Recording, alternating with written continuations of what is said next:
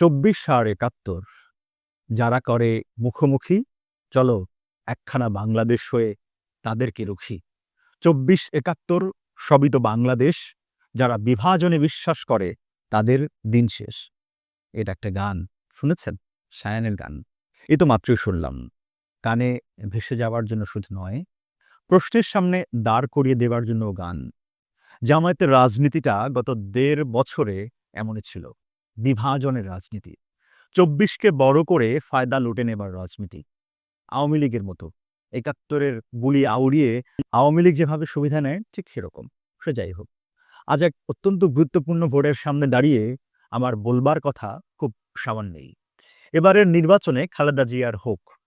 এটা ব্যবসা নয়, বাণিজ্য নয়, আবেগ নয়, একেবারে নির্ভেজাল যুক্তিতে এবারের নির্বাচনে খালেদার জয় হওয়া উচিত। কেন বলছি এমন কথা? শোনাব। সামরিক শাসনের অন্ধকার অধ্যায় থেকে সংসদীয় গণতন্ত্রের পথে দেশকে ফিরিয়ে আনার লড়াই, বিগত প্রায় ১.৫ দশকে বিরামহীন রাজনৈতিক চাপ, কারাবরণ, অসুস্থতা, সবকিছুর মধ্যেও তিনি ছিলেন অনমনী, দৃঢ়, আত্মমর্যাদাশীল ও আপোষহীন। এর যোগফল শূন্য হয়ে যাবে, তাহলে ১৭ বছরের সংগ্রামও তো মিথ্যে হয়ে যায়।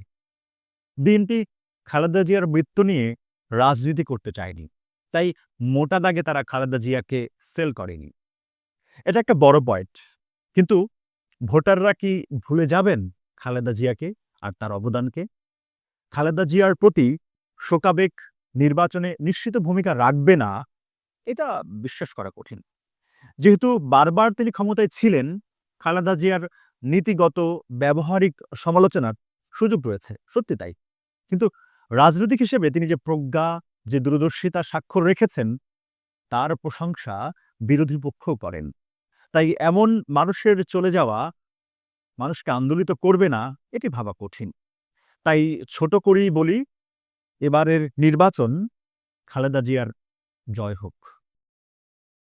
মহান মুক্তিযুদ্ধের চেতনা ও বাংলাদেশপন্থী স্বাধীন সাংবাদিকতায় আপনিও হতে পারেন অংশীজন। নিউজ হাবের প্রচেষ্টাকে এগিয়ে নিতে সামর্থ্য অনুযায়ী যে কোনো পরিমাণ সহায়তা পাঠাতে পারেন নিচের দেয়া নম্বরে।